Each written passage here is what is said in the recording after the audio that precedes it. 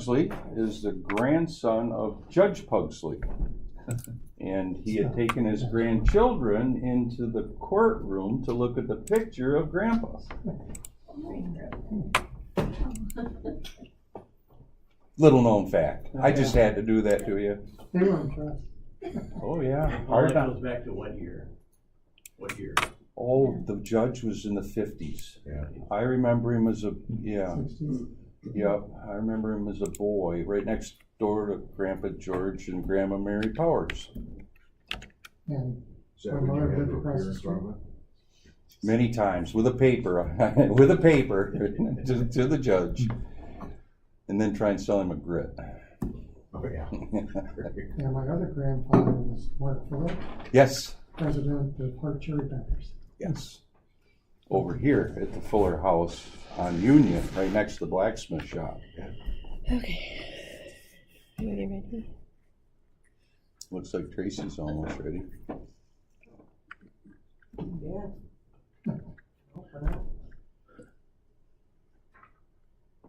That's Yeah, Hart Cherry Packers with George Sayers. Very good. Like to call the meeting to order. Roll call. Mr. Morse? Here. Mr. Beggs? Here. Mr. Hardy? Here. Mr. Ackerson? Yes, Mr. Walker's absent. excused by the chair. Approval of the minutes, June 27. I'll make that motion. I'll second. Hardy. It's been moved by Morris, second by Hardy. Any discussion? All in favor say aye. Aye. Any opposed? Motion carried. Would there be any additions or corrections to our agenda today? Would there be any additions or corrections to our agenda today? Hearing none, I'll entertain a motion to approve the agenda as written. I'll make that motion. Hardy. Now I'll second that, Morse. Made by Hardy, second by Morris. Any discussion? All in favor say aye. Aye. Any opposed? Motion carried. Would there be any public comment? Marilyn Morris. Hi, gentlemen and ladies. It's been about a year since I've been here, and I'm sorry that it's been so long because I should be here, or someone should be here. So I just want to tell you that this August I am going to be running for precinct delegate again in Benona Township, and our GOP is still learning how to help precinct delegates be involved in the community. I'm part of that, and so we will be doing that. I'm also involved in the Patriots for Truth in Action group, and we are also learning how to be more involved in our community. And we had an event last Saturday that I'd like to just share with you. I'm glad I'm not on camera yet, actually. You are on camera. Oh, I am? You Oh, are all on, right. yeah. Okay.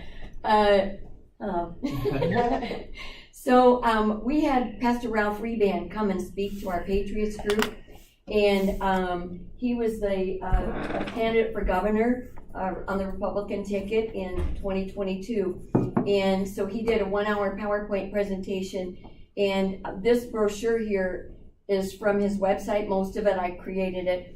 So at break I'd like to share this with all of you that are here at the table.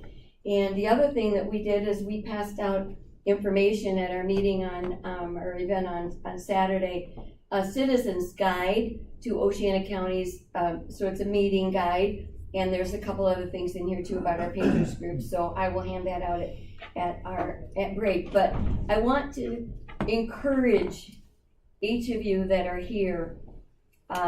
Amy's going to be retiring, and Melanie will be taking her place, but the rest of you will be on the ballot in August, and I guess in November too. So I am proud of you that you've decided to now run for 4 years and not the normal 2 years.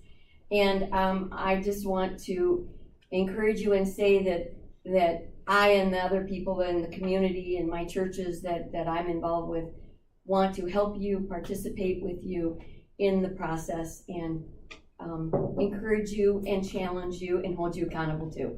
All of the above. So thank you. Paul, just a second, don't go any further, because I want to turn this on and it's gonna be noisy. I'm not going anywhere. Okay. I need to change the name plug.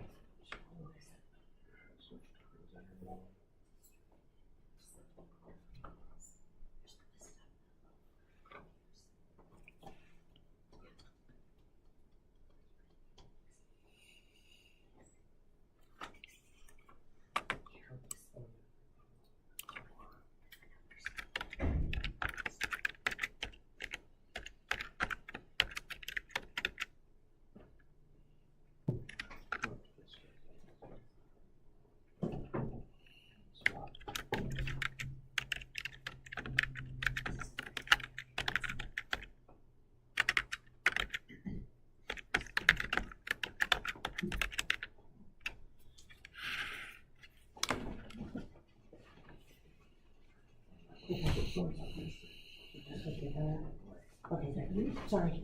No, you did great. Thank you. Thanks, Dave. Yep. Thank you. Any other public comment? How about the Pugsley kids? Mr. McKean.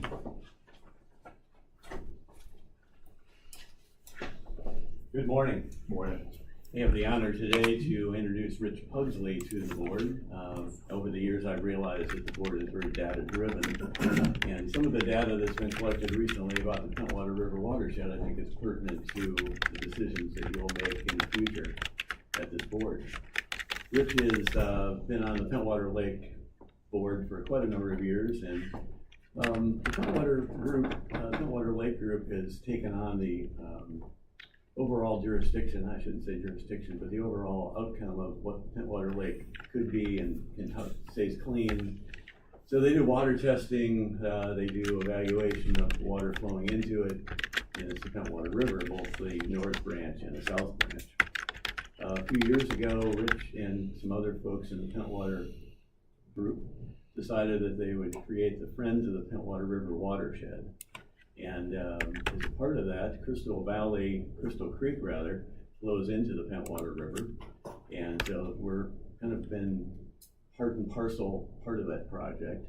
So I joined the Pentwater Lake Association a year and a half ago, even though I don't live on Pentwater Lake. But it felt good to understand where they were, and some of the knowledge that they're bringing into our community is important. In November of 2023, the Pentwater Lake Association and Friends of the Pentwater Lake Association put out and started a potential survey that was mailed out to 850 houses, property owners rather, in the Pentwater watershed. So Rich is here today to talk a little bit about the findings of that. I'll let him go through the fine details, but we're pleased to have Rich be part of our program. He spoke to the Oceana County Planning Commission about a month and a half ago, and we found the data to be very useful in some of the decisions that we make in planning. So, Phil, you've heard all this before. I hope that will still be good for you. Yeah. But anyway, Rich is a Pentwater resident, and he brought some support with him today. Also, the one part. This is a good place to stand. I've got the slides presented on the screen. Here's a copy of the survey. I'm not going to give it to you because you can get it digitally. But here's a copy of the presentation slides that you can follow along if you like. So this presentation, or a version of it, was also given at a community meeting at the Hart Community Center back on June 25th. very low attendance, but we tried. So I'm the chairman of the Friends Group. The next slide. So a little history of our watershed efforts. Gary covered some of this. In 1999, they did a watershed management plan on just the South Branch. So that's the complete documentation of the watershed. It's a statewide document. It's required to get any funding from the state to do improvement projects, but it's now considered to be obsolete. No study like that has ever been done on the North Branch. Not sure we've got the money to do one either, or if it's necessary. So I'll cover some of the reasons why. So in November of 2021, we started the Friends Group. There were 8 of us. In 2022, the Conservation District did their 5-year survey. The most valued natural resource was surface water, lakes, rivers, and streams. And the top resource concern was water quality. So our efforts dovetailed right into that. And we're now, as a result of the survey and other work we've done, we're able to provide them some direction on where they should go with those concerns. Our first focus over the last 2 years has been learning. So we've talked to the Conservation District, we've talked to the DNR, we did a fish survey. The results of that survey, Mark Tonello, who's a fisheries biologist for this area, his comment was the best fish survey they have ever conducted. And it was the number of brown trout that are naturally reproducing. They haven't stocked brown trout in the river since the 80s. And the fact that the growth rate of those fish is an inch greater per year than the state average. So an extremely healthy population of fish. Also, natural reproduction, spawning for Chinook salmon, coho salmon, and steelhead. So just an amazing number. We also talked to the Yanis Water Resources Institute in Muskegon, and they've helped guide us with things that we should look at. We've talked with Trout Unlimited, and they've been very, very supportive. And I'll get more into what they've done here in a minute. Talked to Michelle Martin, the Drain Commissioner, the Road Commission, so Mark's been very supportive. We've got some more stuff we're putting together for him, and state agencies. We've talked to the Water Resources Division of the state. What is Eagle. Eagle, thank you. They came out and toured the watershed with their geologists to look at water use, primarily relative to irrigation, both pumps in the ground and surface water. That's the group that issues the permits for that. And currently, our watershed is rated A, which means that anybody that wants a permit just has to go online and request one, and it's automatically granted. So from that standpoint, the watershed is in extremely good shape. We've also talked to the groups that provide funding to watershed, and they're giving us guidance on what we should do. We're part of the PLA because they're a 501c, so we didn't have to form our own organization, which saves us a ton of money. We're using that 501c to request grant money, and I'll get into that here in a little bit as well. So what we learned from all of that is that we've got a state gem in our watershed, really worth protecting, both the North Branch and the South Branch, in terms of what it provides for the county.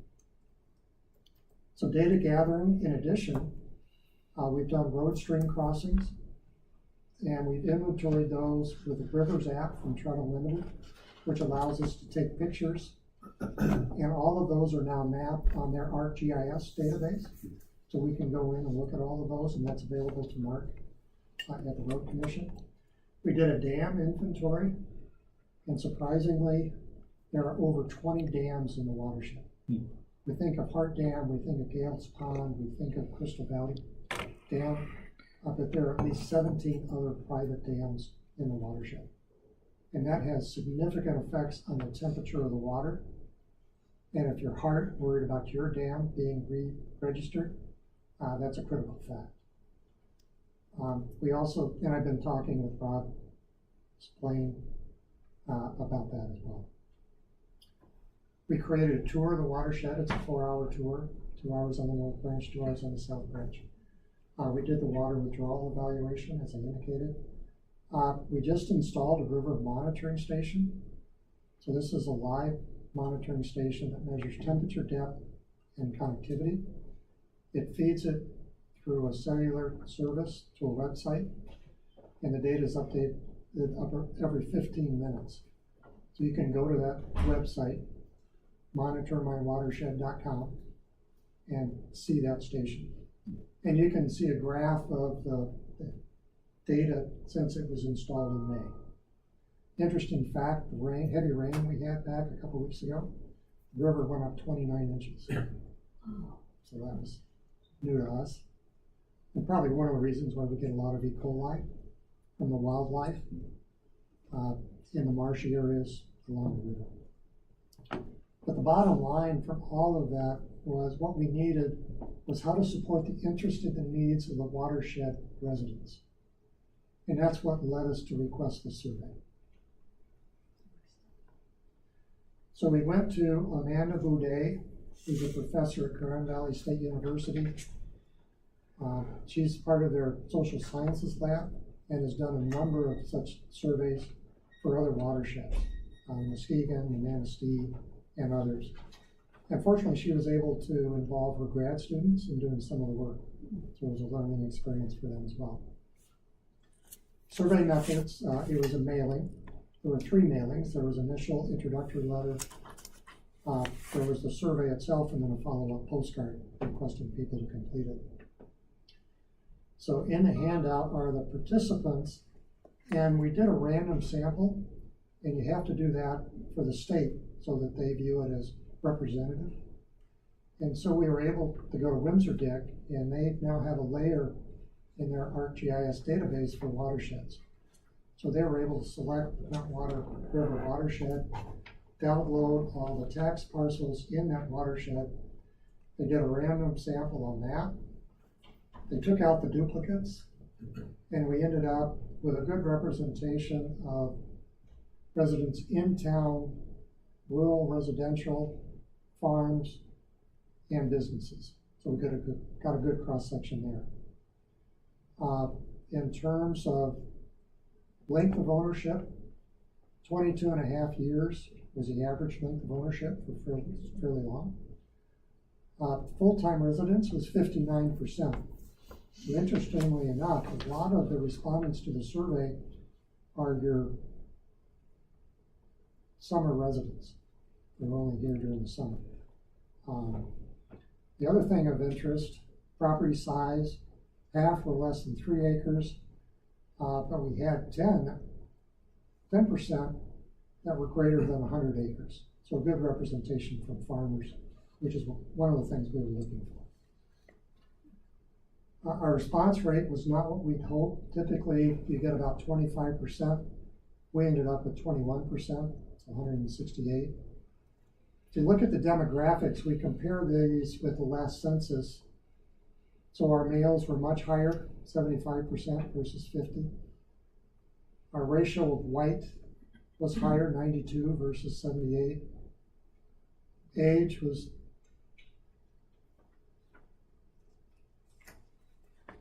percentage-wise was quite a bit older.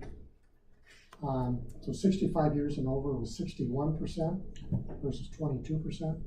So again, we've got a lot of retired people that responded to the survey, and higher education than normal. So 60% had a 4-year degree or more. So a lot of the people that are choosing to retire here and build in the watershed, either in town or rural, are these retired, highly educated people. So interesting sample size. So next page, some of the key findings. The favorite water-based activity, fishing and hunting, enjoying the scenic beauty. Park improvements, there was a whole section on the parks in the watershed, and there's not 10 or 11 of them. Bathroom at Longbridge Road, boat ramp was top of the list. And a kayak dock at Hart Dam interest in putting in a kayak trail from Hart Dam down to Pentwater Lake.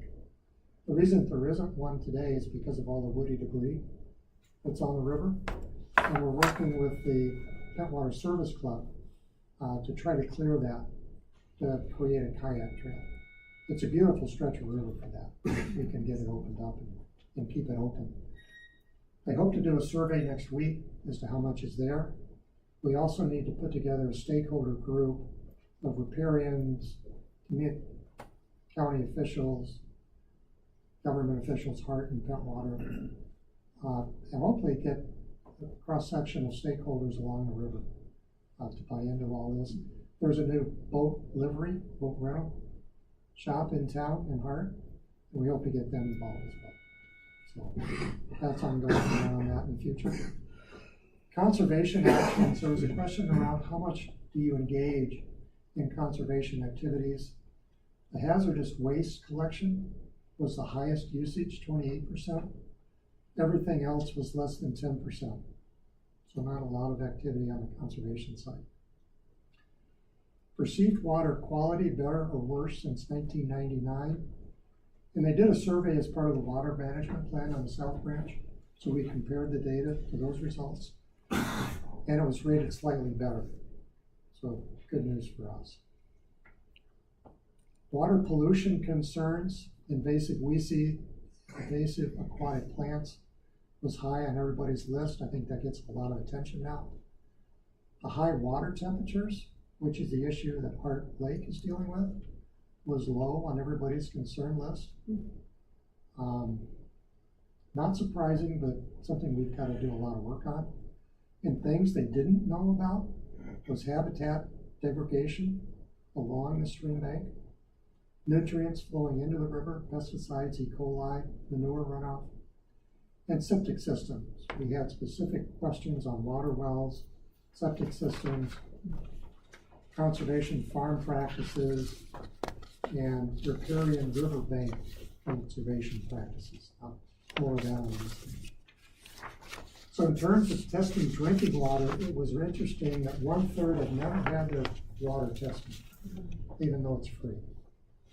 So it's an area where education certainly needs to be done.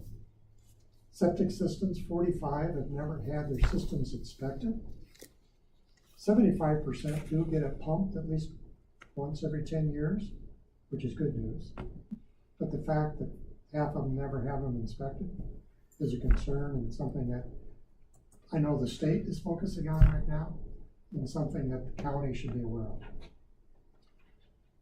Next was the knowledge of stream bank and shoreline best management practices. 42% don't have any knowledge. So this is an area we hope to work with the Conservation District and improve on. And I'll cover more of that in a minute. The farm operations knowledge of best management practices was extremely high. Credit to the Conservation District to the work that they do in that area. In the MEAT certification program. So outreach and education strategy. So Amanda helped us put this together. So it's messaging and what we need to say, how to say it, and who to say it to. So I'll cover this real quick. So messaging, first one is knowledge, was lowest regarding the impact of damming, i.e. temperature, manure, septic systems, and removal of riparian vegetation. More than 30% just don't know. So those are all areas that we need to message around. Disconnect between the awareness of damming and devegetation impacts and the concern about loss of a desirable fish species. Because both of those, loss of shoreline habitat and damming, have significant negative impacts on the fish, particularly trout. They did the South Branch Fish Survey as well, and it was not nearly as positive. They did collect trout, brown trout and brook trout, but the numbers were significantly reduced, and the reason is the temperatures in the South Branch are much higher than the North Branch. And in fact, it's considered cold transitional, which means barely able to support trout. It does have a very diverse mixture of fish, So pike and perch and bluegill were also caught in that sample, but it's not necessarily a primary trout stream. So we need to get some messaging out on that. Opportunities for drinking water testing. The fact that it's free, we need to work with the health department. And lack of awareness regarding septic systems and manure as sources of potential pollution and the severity of E. coli pollution and how it affects the river. We do have high E. coli readings. The PLA monitors both the north and the south branch every month. And I'd say half of those readings have maximum E. coli readings. We're not smart enough to know yet where those are coming from. Probably from the wildlife in the area, primarily deer. There's a lot more deer in the watershed than there are cattle. There are some cattle that are allowed to range free on the streams, but we don't think that's a major concern. We're not smart enough, let me put it that way, at this point to know. Okay. Framing. The core values here, fishing and hunting, certainly at the top of the list. Enjoying the scenic beauty, boating, and kayaking, canoeing.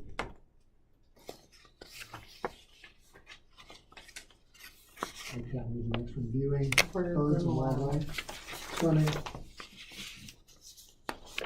And then Picnicking and family activities. yeah, we need more parks for more picnic. Marshville Dam's gonna be a beautiful spot in that. So who's the audience? Well and septic tank owners, and there's a high percentage of those. Lack of information being their biggest barrier, so we need to find a way to communicate to them. It's not a lack of time, importance, or cost. It's just they just don't know.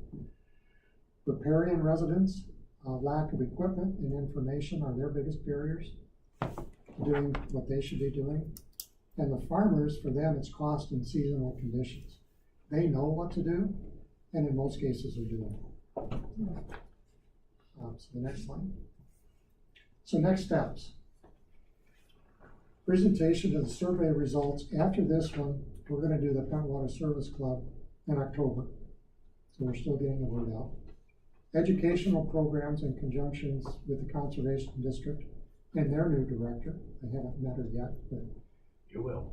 she has been announced, so that's great news. And probably with Susie Noel at the Conservation Research Alliance as well, because they do excellent work on restoration projects.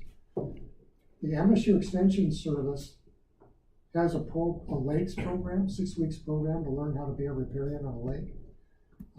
This year, they're developing a new rivers program, and we hope to take advantage of that and incorporate that into training with the Conservation District. We're going to do a presentation to the Road Commission on the road stream crossings. There are 5 or 6 that are critical to the health of the river. The biggest one being the culvert at 140th Avenue on the south branch, because it completely blocks fish passage. It's perched about 5 feet. So it prevents fish passage further upstream into some very productive trout water.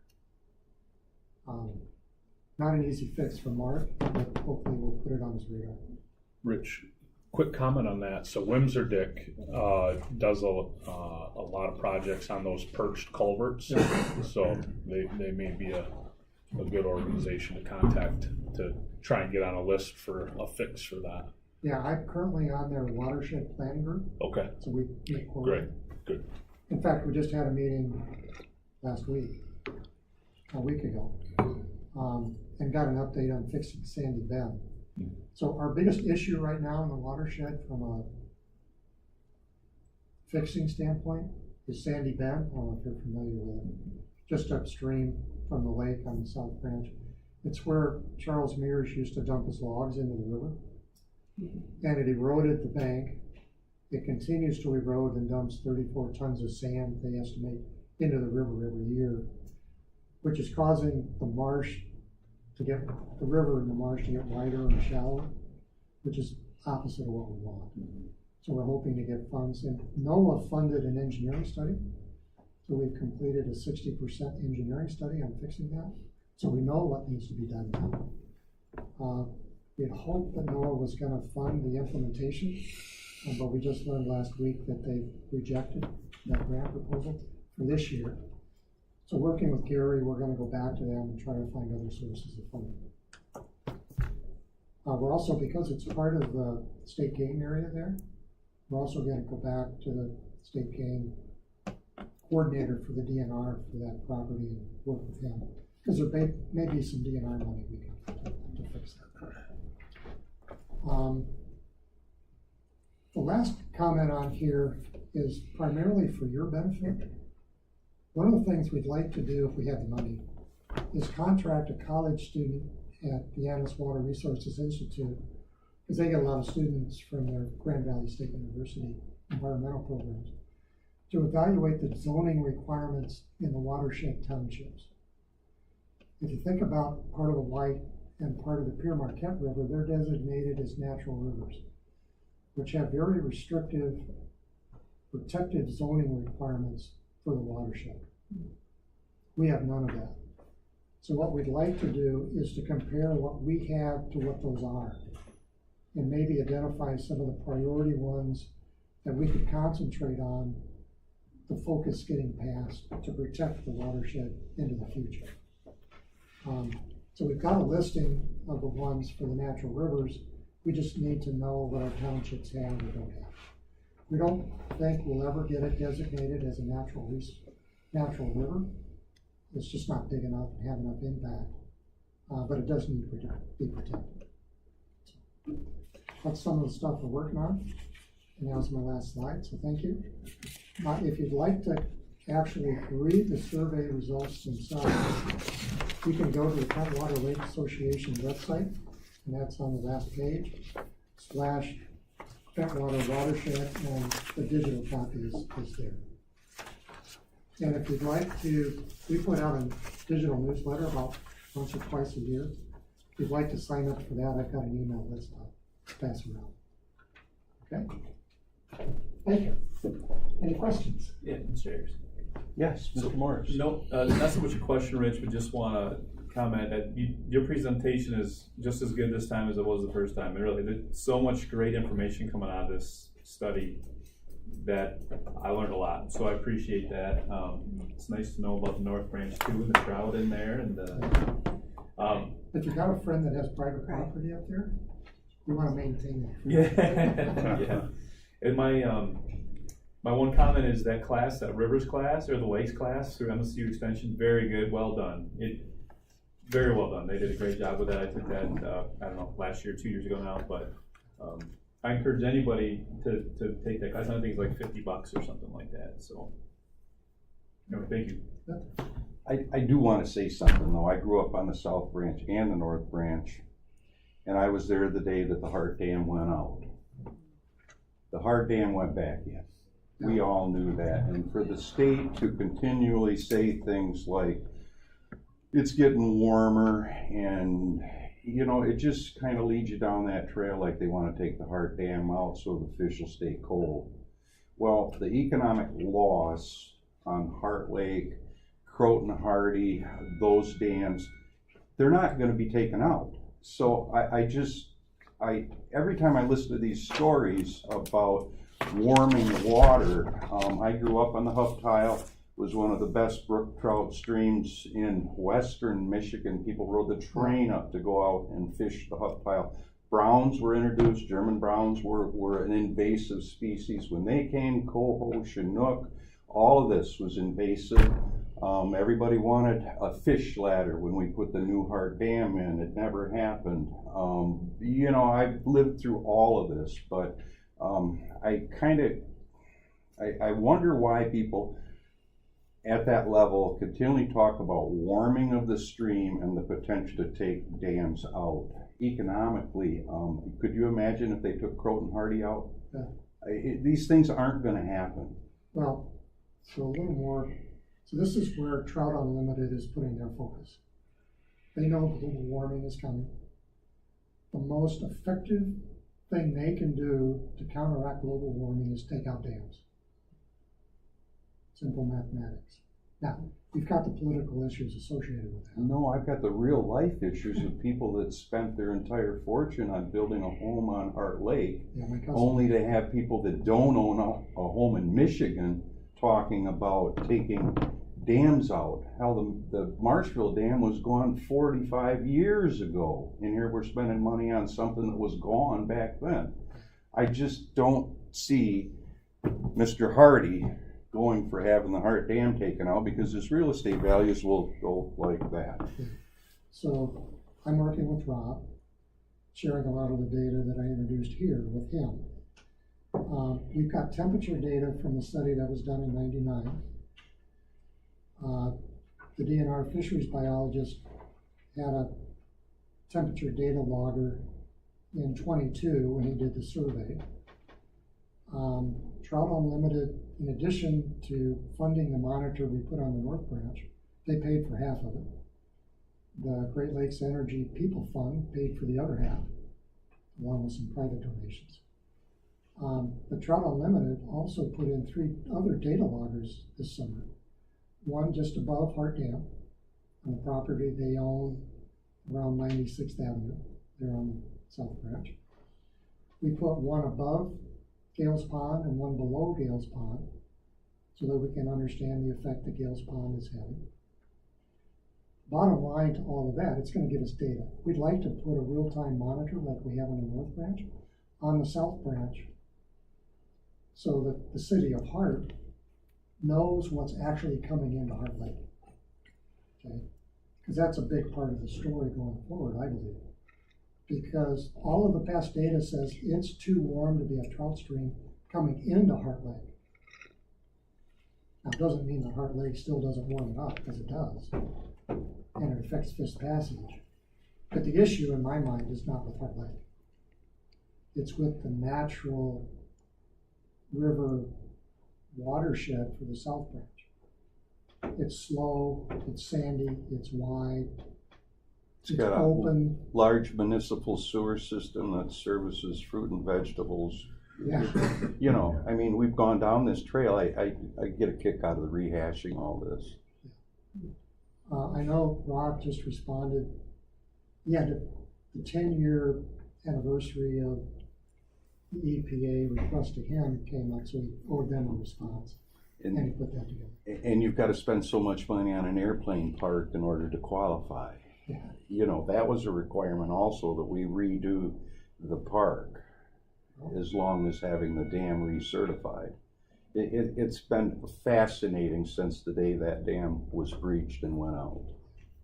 So my most exciting thing relative to Hart Lake is putting the kayak trail below it. You've got a beautiful park there now for the disc golf. Mhm. You've got parking.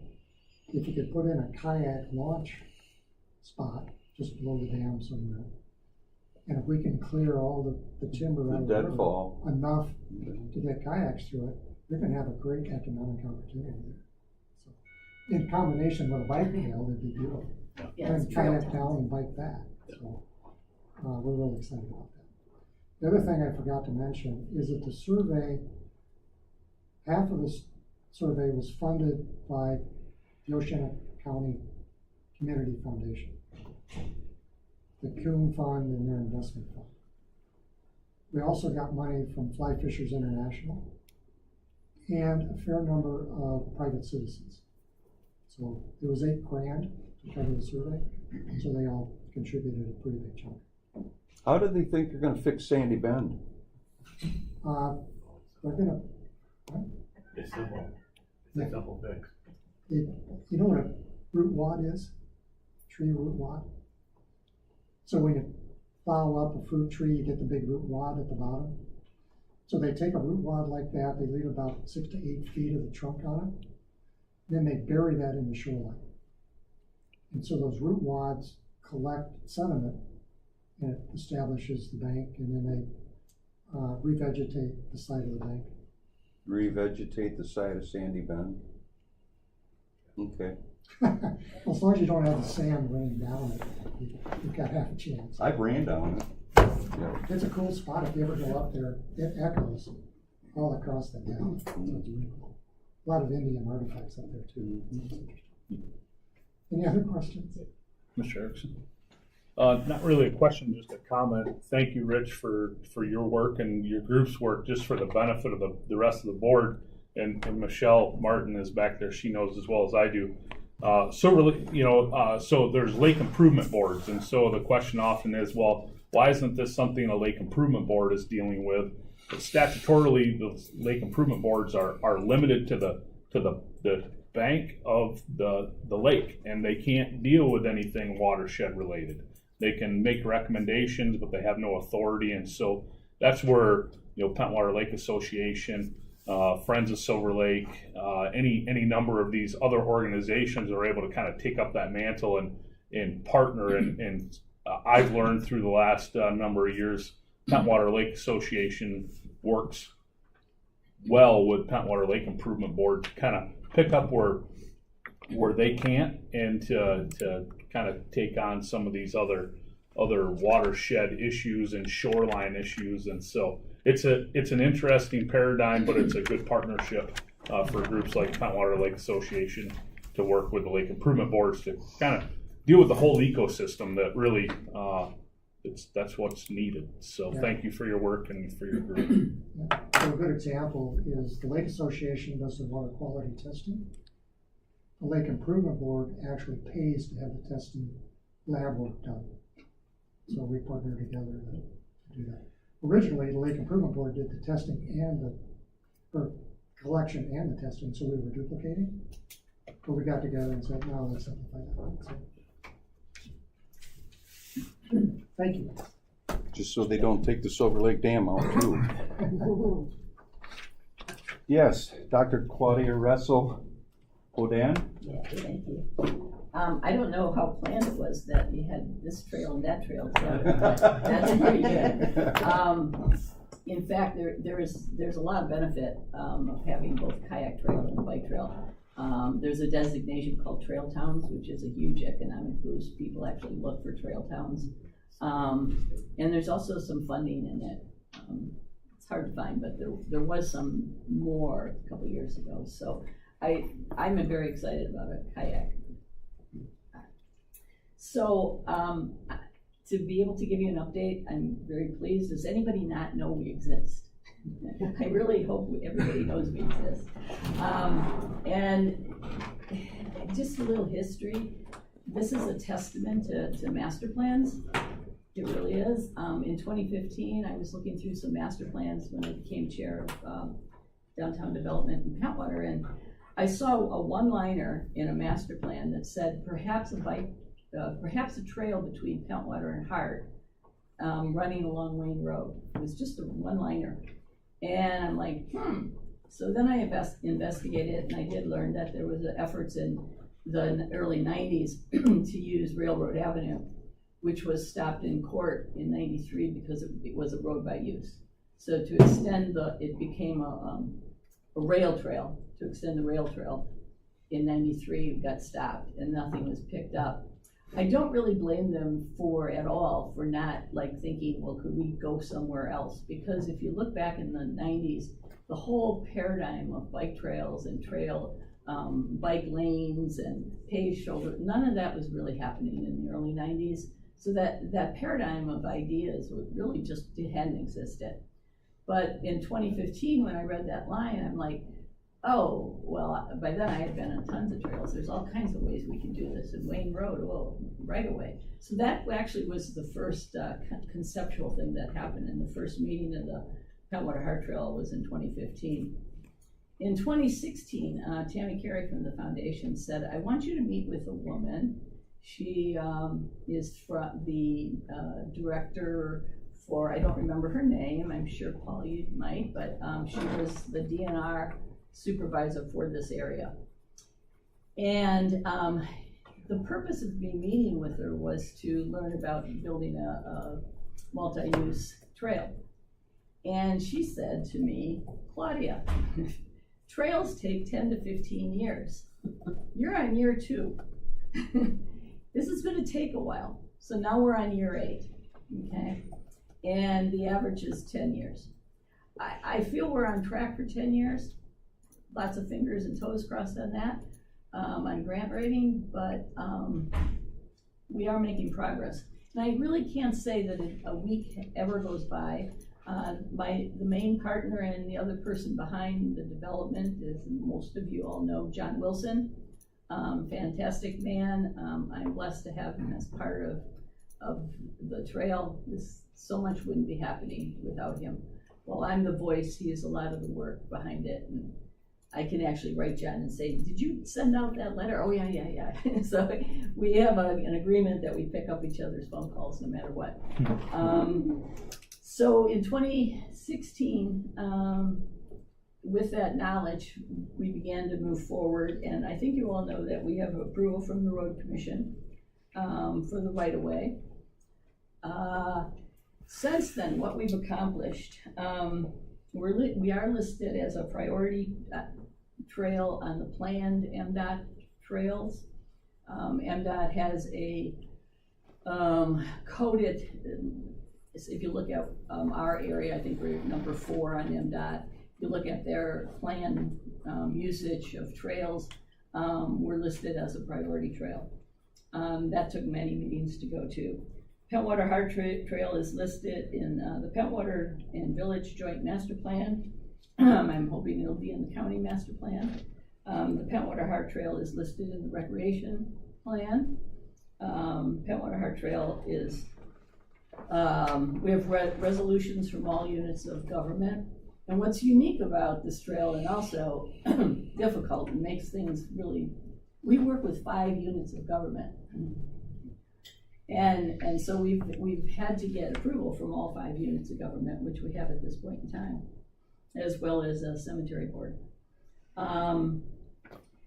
In 2018, past Senator Jeff Hansen really made this real by providing the appropriation money of 1.8 million, which really seemed like a lot of money in 2018. He actually went in asking for 2.7. And in 2018, 2.7 would have paid for the trail. It would have paid for it. At this point in time, it's $1 million a mile. It's $1 million a mile. Pre-COVID, our phase 3, you have a map and it kind of breaks down the phases, but the estimate was 4.2, and post-COVID it was 5.2. Went up $1 million. So that's what we're chasing after every grant, every opportunity. We're chasing. It will happen. My great nieces and nephews will push me in a wheelchair at some point in time, but no, it will happen. I hope to ride it. What's accomplished so far is the paved shoulders coming out of Pentwater, and that was phase 1. Phase 2 is Safe Routes to School, which starts at coming this way. It starts at the end of going to Pentwater. It starts at the end of Water Street, goes down Water, turns on Johnson, goes through the school property, comes out on Plum, and then goes up Tyler to past the mobile home court. So part of Safe Routes to School was to include the mobile home court on that corner into the plan. We spent a lot of time on Safe Routes. We've been delayed by MDOT. John might not say this quite as nicely, but no, we've been delayed. And we did everything MDOT asked. And after we did everything MDOT asked, we're back on track. So we have a conditional commitment from them. I would love to be able to go to the press and say we have a grant, but we don't. We cannot announce it, we cannot say it until we actually have it. And so we've had to do we're in the final stretch right now for Safe Routes to School. It's at SHPO, almost done with SHPO, and we have all the environmental, all the engineering, everything is completed. The appropriation money that was provided has given us the matching funds for all of this. And if we hadn't had that, I don't think Safe Routes to School would be happening. So, we're forever indebted to past Senator Hansen for making this real. We also received $50,000. I think some of the people on this ARPA funds, some of you were on that planning commission, and that is going towards the matching funds for Safe Routes to School. We have a $25,000 commitment from City of Hartford Safe Routes to School. And then we move on to, and we expect to possibly be able to announce by the end of this year with construction beginning in June of 2025. So hopefully a year from now, I can come back and say, hey, have you rode the trail? The section 1. Section 3, phase 3 is from after the mobile home park going down 72nd to Long Bridge in Pentwater. That's phase 3. Phase 3 is completely surveyed at this point in time. Not engineered yet, but completely surveyed. We have a couple of easements we're looking at. We've been in some conversations there. We have a $44,000 commitment from Pentwater Township and that will be a TAP, Transportation Alternative Grant Match application. However, because of how much the cost, we do need another grant to make it happen. We're gonna end up with about a $2 million match. So we need, we're very disappointed, and I think definitely Parks and Recreation is very disappointed that not one DNR grant came to Oceana County. That would have done it for us if that grant had come, and I think it would have done it for a lot of projects. So that was super disappointing that not one came this way.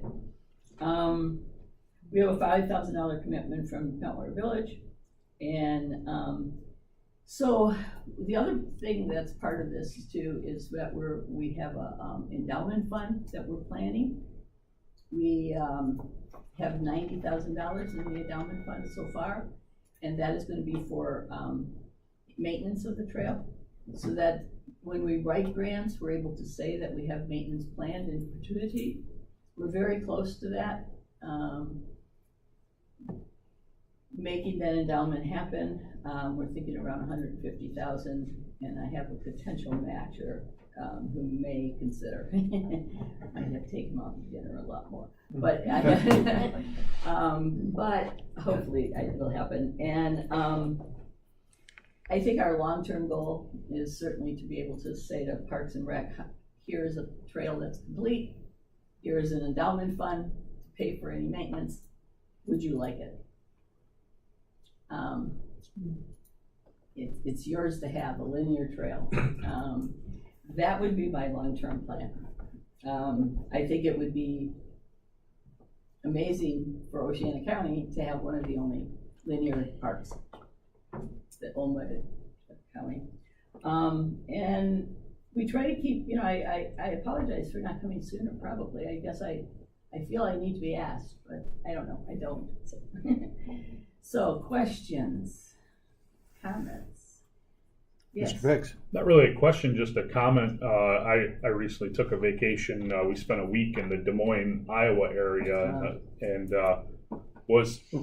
I've recently been wanting to get in better shape, so we've been doing a lot more biking, but there they have a great deal of a network throughout that county and kind of the urban sprawl of bike trails.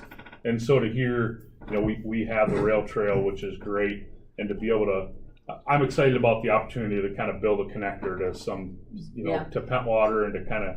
So one of the things in fact, we just had a meeting with Michigan Trails, and they really suggested that we begin to advertise that there's really only a 50-mile gap to make a complete circle. And the gap is Ludington, because when this is done, the gap is Ludington to Baldwin. That's the gap. And there is a small group working on that. They're not as formed, but we are a 501c3. They're not as formed as us, but they're thinking. They're kind of like where I was in 2015. But how cool would that be? You can pack a bag or get some hotel reservations, and you can make a complete trail circle through Grand Rapids, come back through Muskegon and up. So That is a national thing, people look for that. I mean, I ride all over the country and I look for that. Where can I go that I can do a circle? Yeah. Yeah. So, yeah, cool, yes. Mr. Morris? So, when I was talking with, that guy was presenting at our Windsor Dick meeting, Tim's on that board as well.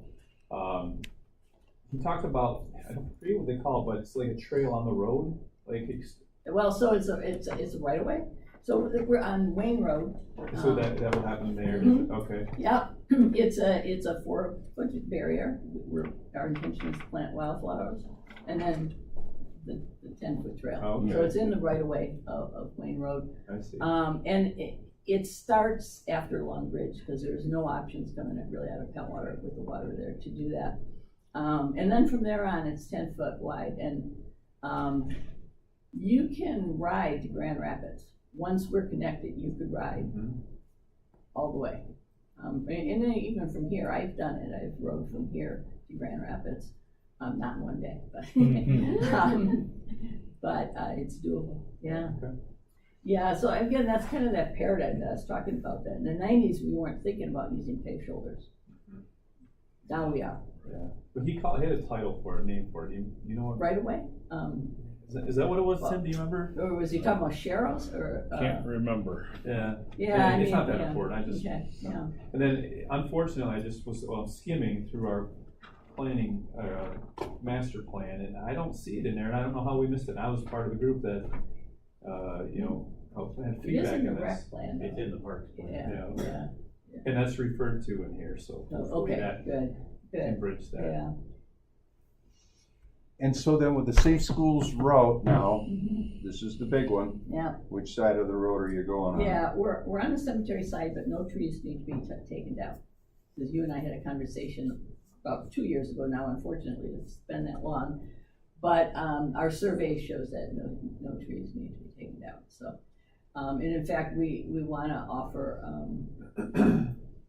anything we can to the cemetery board. We go past that little usage house, and it's gonna create just a little space between their walkway. We'd be more than happy to include that walkway so that it flows for them. You know, people can walk right up to it if they want. So that's one of our stops, is to talk with them. Would you like us to include that doorway? You know what I'm talking? Mhm. Yeah. So it is, but I know that the concern was trees, and we can fit it in just to the other side of those trees. Because I had it south of the cemetery and that never flew. Well, what happened was we did try to go to the other side of the road, and we needed an easement. We needed 2 easements, one from the church and one from the Gamble family. And the family was fine with the easement, Mom was not, and Mom has the signature. That's north of Polk, Yeah, that was Tyler. Tyler. or Tyler, okay. Mhm. And then the church is very supportive of the trail. They're excited that some of their kids could probably use it and come to school. However, they're in the process of expansion, and they met with us and they said, even though we have no problem with it conceptually, we can't, because when we expand, we're not sure where our drain field's gonna be for the expansion of the septic tank. So because of the drain field issue, we also had a very expensive electrical, and that's why we needed easement there, because on that corner is a big electrical junction, and we needed easement to get around there, and conceptually, like I said, they were okay, they just couldn't, say yes. But it wouldn't help us, because we weren't getting the easement from the Gambles. We also had some power poles on that side, and for a while, MDOT's suggestion was to make the trail 8 foot wide and have kids go around power poles. I don't know, I had a problem with that. I just didn't think it was safe. It wasn't safe. But even if we said, yeah, okay, we weren't gonna get the other easement. So, you know, had we gotten both easements, or hadn't gotten one, not the church and not that one, that could have made sense if MDOT was gonna give us a variance for that, but now we can't, so. And so where was the cemetery board with it then? The cemetery board we have a resolution from them, yeah. We do have a resolution going. But I know not everybody on there is happy, but that's why we wanna offer, we wanna get the word out that we're not cutting down the trees. And we wanna also offer them that, footing to their, building if they'd like. But I still feel, and I'll say it here right now, I still feel if we turn at the bus barn and we take that power pole right away and we pop out on 72nd, we don't have any traffic on Yeah, either you know why we Plum can't or though. Beagle or Apple. I know. You know, that was our original plan, but we couldn't get the money. Safe Route said we weren't picking up enough kids. They wouldn't approve that route, so. So the smartest thing in the book wasn't done because they said no. Pretty much, I know. It's Pretty much. just ridiculous. you know, I mean, I think sometimes those of us that sit on government don't like government. You know, I get it, Paul, I totally get it. You know, I mean, It was a if great I lived route. on Apple Street, I really don't know if I'd wanna have 400 bicycles go by every day. Boy, God, I'd When love they to could see be in 400. my backyard or going around the south side of the cemetery and not bothering anybody but the dead people. So I just, you know, Yeah, I mean, it's really not bothering anybody. and I know the Gamble family and the cemetery board, you know, didn't want it down alongside the road either. I think the south side of the cemetery was the smartest way to go. And again, not that we didn't want it. I know, but sometimes you have to say no to these Well, people. we did, but we did. We tried. Yeah, maybe you have a louder voice. I should have brought you with me, yeah. No, thank you, Claudia. I really do appreciate all of this. And Thank you. you know, the first vision for the rail trail did go down Railroad Yeah. Road and did pop out on the south side, so. Yeah, it'll happen. Yeah. But thank you. Any other questions, comments? Thank you. Thank you for your time. And chair@PeltwaterHardTrail.com. If you have any question, just shoot it our way. It's pretty fixed. And our website, Peltwater Hard Trail. All right, thank you. Thank you. Ms. Biard. So the, current electrical inspector had provided, his resignation effective September 1. So we put that out for, to gather some applications, resumes, and, Jessica from my office worked with, Brooke from the building department, and, they selected Mr. Greiner, who is the current fill-in. And so this application, or this contract is in your packet for approval today so that we can hire him starting September 1. Thank you. Ms. Biard. I've got a couple Yes, Mr. Biggs. well, one topic of discussion. So I spoke with Tracy about this a little bit yesterday.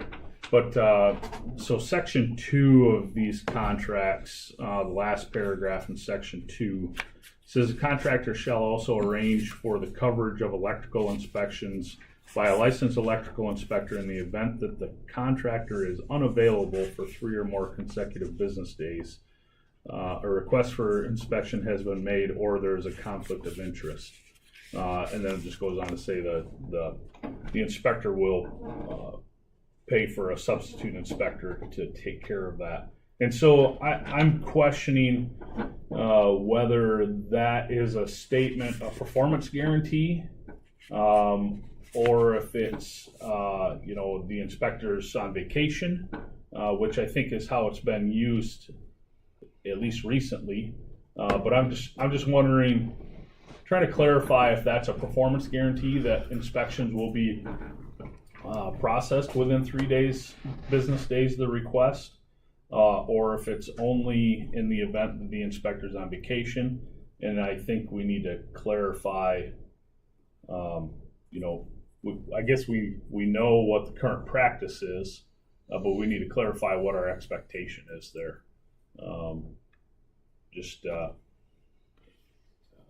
Got a little bit of input from former commissioners Denny Powers and Larry Bile, and when their understanding was that was more of a performance guarantee.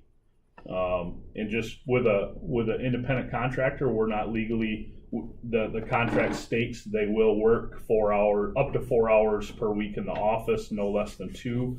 We can make that stipulation, but we can't tell them when they have to be in the office. As an independent contractor, law just states that we can't set their hours. We just have to set an expectation. But I just wonder if, and this isn't to say that any of our inspectors are slacking off or doing a poor job now, just as independent contractors, I think with any employee, which is what they are, a performance, an understanding of performance is important for all parties to be on the same page. And so I just want to have that discussion and see what your thoughts are. Do you want me to share what? Yeah, I found out with yeah, that'd be Brooke great. yesterday? So I spoke to Brooke about the process with which they do the inspections, and what they do is the inspectors are in the office twice a week. All but Randy Miller work 9 to 4 on inspections. Randy does 10 to 4 because he comes into the office first. So Brooke or Connie, or both of them, prepare a list of the inspections they will complete that day. And she said that, Brooke informed me that the inspections that are on the list are completed that day. And if they have to stay after for over past 4 o'clock to complete all of the inspections that are on the list, they do that. I just spoke to one. I reached out to 3 builders that I knew. I only got a hold of one this morning. He did say inspections in Oceana County are great. They're done within a week at the latest. So he was very happy with how that office works, efficient and professional. I didn't hear back from the other 2 that I reached out to this morning, just kind of a Hail Mary pass to get some input from people that deal with it on a daily basis. So I'm not necessarily hearing complaints from the public or from contractors or anything like that. Just expectations set out at the forefront make for the best relationships. And so I just. And she also did state that very seldom does an inspection go past a week. She said sometimes it might happen when, like, right around the storm time when they needed some inspections done for electrical. It might have taken a little longer then, but very seldom does it ever go past a week. Mr. Erickson, Yes, sir. do you have like some proposed language to add to this? Well, I just think, the phrase that the contractor is unavailable is pretty vague. That could be, if that went to court, unavailable can mean a wide variety of things. So if the intention is that the inspector takes a vacation, or I think the phrase contractor is unavailable is really vague. And I don't have a recommendation. I'm not a wordsmith, but. Well, change it to unable.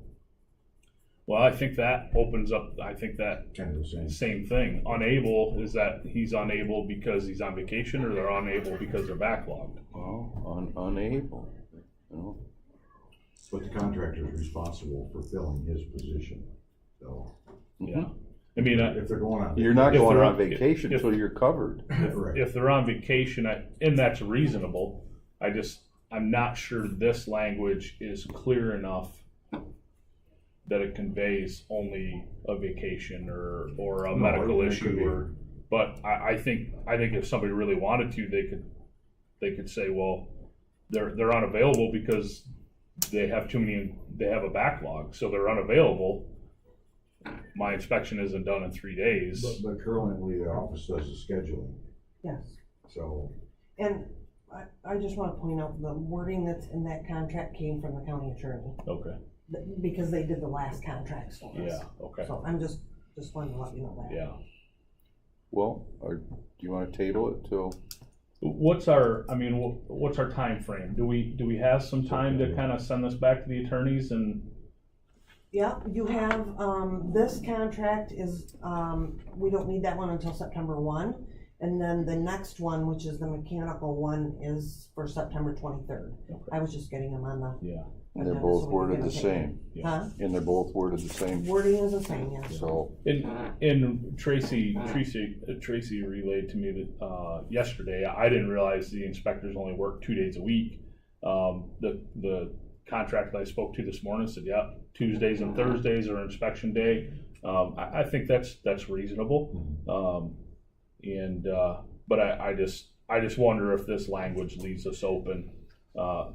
It leaves unclear expectation, in my opinion, just what unavailable actually means and how that could be interpreted. A thesaurus, quick look up here, absent. Does that fit? Absent, maybe. Yeah, I mean, I think if the idea is to convey if the inspector's absent or vacation or, physically incapable of performing the job, whether they're out of the county or they're sick or whatever.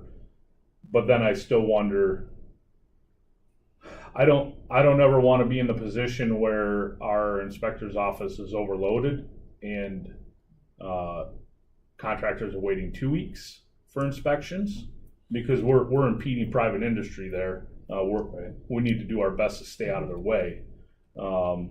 And so then we'd have to wrestle with, do we need to hire more inspectors because we're getting a backlog? But then it's we live in Michigan. There's not a lot of, there's still inspections, but there's not as much building going on in January as there is in June, July, August, or, we're very weather dependent. So, I think it's our responsibility as a county to ensure that we have a way to ensure that we're never having such a backlog in that department that we're forcing private industry to wait on us an unreasonable amount of time. Within a week, I think that's reasonable. Anything beyond that, I don't think it is. And so I just, looking into, we don't have an issue now, but looking into the future, if we want housing to grow and we've got a big development going on now, we just need to make sure as a county that, one, we have an expectation for our employees who are the inspectors, and that we make sure we have an outlet to service our contractors in an acceptable way through that department. Yes, sir. You mentioned that was it our previous attorney that wrote this agreement or current attorneys? And just, something else to think about.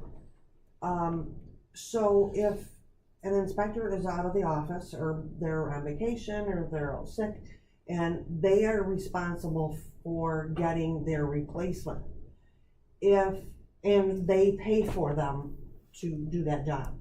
So, you see where I'm going, don't you? Yeah. So if there's a backlog and we end up having to hire someone else, who's going to pay that person, because your Right. current inspectors have already been paid that first 50% of that inspection fee? Right.